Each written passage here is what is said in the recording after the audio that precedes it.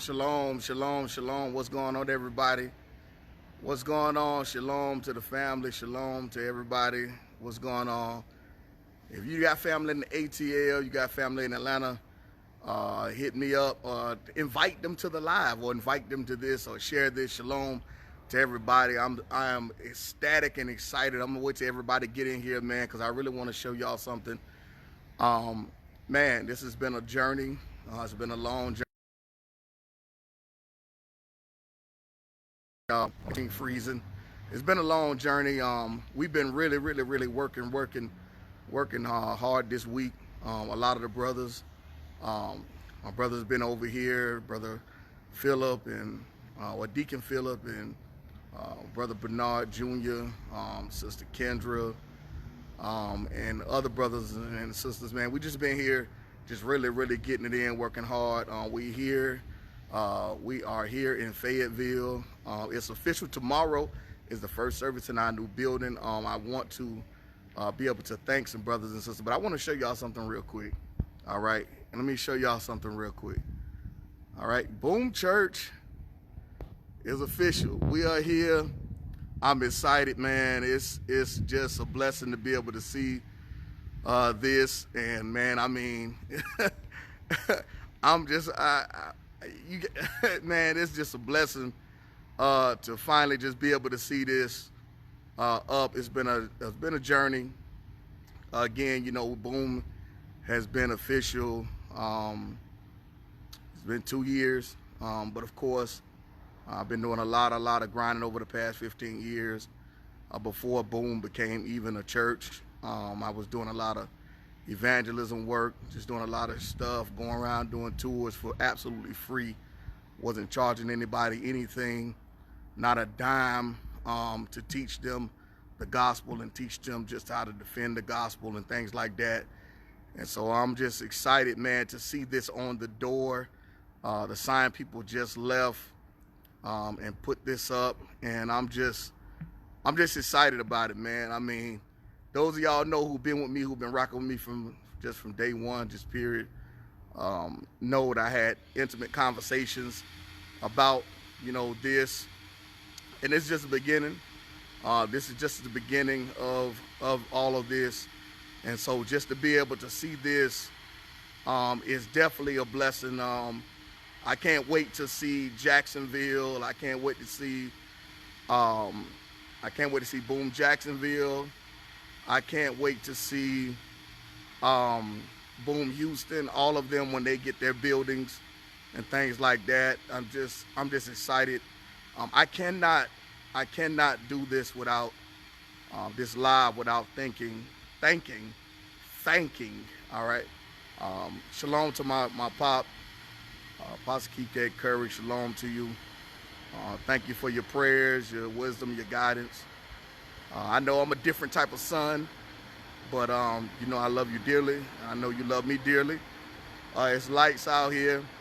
There's a lot of noise out here, but I want to you just don't know, to be able to see this sign and this logo on the door.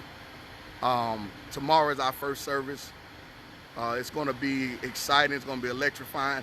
I'm not going to even go inside the building to even show y'all just the work that we put into just designing and constructing the building. Brother Bernard Jr. is on here. He's been over here working. But I can't, you know, just say enough of what's going on, man. I'm just excited. Let me just turn this around real quick so I can talk to y'all. I cannot, you know, without you know, thanking definitely Pop Curry. But I wanna talk to y'all about this journey. We started about 2 years ago here, Jacksonville. Boom Jacksonville started first. Boom Atlanta came after, about 6 months after. And I'm trying to stop saying but I'm just excited. Y'all just don't know, man. I mean, it's just exciting. And here's the thing. I cannot, you know, without thanking people along the way. I connected with Pop Curry, and he was having a revival. And I'm gonna tell you, it was a revival here in Atlanta at Bishop Lott's church, and and who's a part of High Ground, and we were in transition. Our first location that we had, um, it was somebody opened door. It was a trailer. Um, the trailer wasn't the nicest trailer, um, and those of y'all know that was Egypt. For us, that was Egypt for us. That trailer that we was in was Egypt. Um, we were there for a while. We worshiped the Most High like never before. Like, it didn't matter because we was in a trailer and the trailer had a lot of deficiencies. It was on a back road that nobody could hardly find. People were missing it, and all these different things that was going on with the trailer.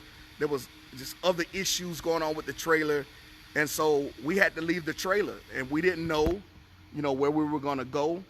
I was I didn't Pop Curry came to Atlanta to preach at a revival here. I did not want to go to that revival. I was tired. Just had a long day, a long week of work. I was mentally tired as well, but I pressed through. I pushed through. And those of y'all know I don't complain about nothing. I don't complain just out loud. There's things that, I'm the type of person where it takes a lot for me to just, everything builds up, and then my kids will tell you, then I just explode and just go off, and everybody like, oh man, so I'm just kind of a different individual. I just don't speak out about a lot of things, just in the beginning, but things have to build up for me, just my temperament and how I am. But I end up going to that revival. Pop Curry preached a powerful word, and so afterwards, I was getting a chance to talk to my brother, Apostle Joseph Howard. And so he asked me, hey, where are you guys at? What are you doing? Where are you at? And I told him, I said, hey, man, we just in transition right now. We're looking for a place. And Apostle Howard told me, he was like, you my little brother. You ain't got to look for no other place. You got a place to go. And I was like, what? He was like, you can come to my church. He opened up his doors to his church that night. We came there. He embraced me with love, him and his wife, my big sister, Kamisha Howard. They embraced us, loved on us, and me and him have kind of the same temperament, so we kind of linked up based on our temperaments and how we are and things like that, But he embraced me. We were there the whole time, through the embracing, it's just there. And I thank him so much for just being there, just really opening up his doors and things like that, and through the process. And so through this process, I had been telling our congregation that, the Most High is going to bless us. We're going to get a building. He's going to bless us with a building. We have to be patient. We have to make sure that we get the foundation amongst us first. We don't need to go into a situation and not have the ranks closed and understand each other, know each other spiritually, know each other practically, and the different things in our temperaments. We really need to learn each other before we go into any situation, because what happens is you start a ministry, you don't have a foundation, you're not together, everybody's going different ways, and it's easy for people to come into the ministry and tear it apart because y'all not together, in especially leadership. And so we went through a year of a lot of things that I won't even talk about, that many of people know, that we went through, especially our Jacksonville congregation. And we weathered that storm and endured. We grew even closer. And just soon as we got closer and started growing and things like that spiritually within us, I ain't talking about numbers, I'm talking about amongst us, we became a family, more of a family. In the scriptures, they began to trust me as their leader, because that was a difficult task. That was a difficult issue. It was a difficult situation to be able to go from, especially those who we were just co-laborers, and we still are co-laborers. But it's a different situation when now you become their pastor. Everybody won't let you be their pastor. Everybody won't let you be their leader, especially when you become friends. You have to be able to turn off the friendship and embrace someone as your leader. And so we went through that, once it got to the point to where the people embraced me as their leader, they embraced the God and the voice of me, where we going, and different things like that. At first, we endured a lot of trials. We endured a lot of things. People saying all kind of stuff, you know, all kinds of things. But we weathered those storms, and now we come here. And so I began to talk to them. I was telling them, I said, listen, this is not the promised land for us. This is the wilderness for us. We went from the trailer that was just really jacked up to, that was our Egypt. We left Egypt and went to my brother Apostle Joseph Howard's church, and that was our Goshen. We leave Goshen, and now we come here to our own space, but this is just the wilderness. This isn't the promised land. Now we get a chance to learn about who God is, who Yah is. We get a chance to learn our deficiencies. We get a chance to learn even trust each other more. Now we have to follow the Ruach and the Spirit even more on decisions that we have to make, from the practical to the spiritual. So it's a lot of different things in the wilderness. You learn how to trust the Most High. You learn how to trust God in the wilderness. Sometimes you're going to have to depend on him for manna from heaven. You're going to have to depend on him to put shoes on your feet that'll grow with you as you age.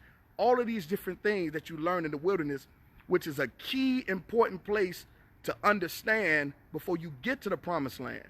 When you begin to look at that, and this is what the Most High does, because he's progressive in the thing that he does. He doesn't just drop the promised land on you, but he prepared. There's some people, even in the wilderness, that may not make it to the promised land with you.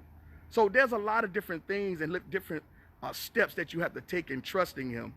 And so this is the beginning of our wilderness. And when we get to the promised land, because one of the sisters asked, she said, Morey, I know you've seen it. Brother Bernard Senior's wife, Junior's wife. She said, I know you've seen the promised land. And she asked me this question. I told him, this question will ever stay with me, because everybody that has rocked with me has been with me from the beginning. They've never asked me this question. She said, and she asked it not from a perspective of she doesn't know or she's confused, but she asked the question with excitement because she wants to know, as a leader, do I see what she see and where we're going? She asked me, she says, I know that, what is the end going to look like for this? I know you've seen it. And she had a smile, just a smile of confidence, and a question that she was asking because she sees it. She understands. And I told her, I've seen it. I say, but when we had the conversation, we started talking about the wilderness and things like that. And I'm not going to get into just a conversation about it, but I'm going to get off the live here in just a second because we're still trying to get ready for tomorrow. But this is just a promised land for us. If you are in Atlanta and you want to come out and fellowship, come out and fellowship with us on tomorrow at 11 a.m. We have our first service here at our address, 740 North Glen Street. That is in Fayetteville, Georgia, 30214. It's Suite F. All right. So shalom to you all. Let me get in here, and I just want to drop this on y'all. Blessings to you all. If you're in the Atlanta, Georgia area, hit me up. All right, and come check us out. All right, shalom.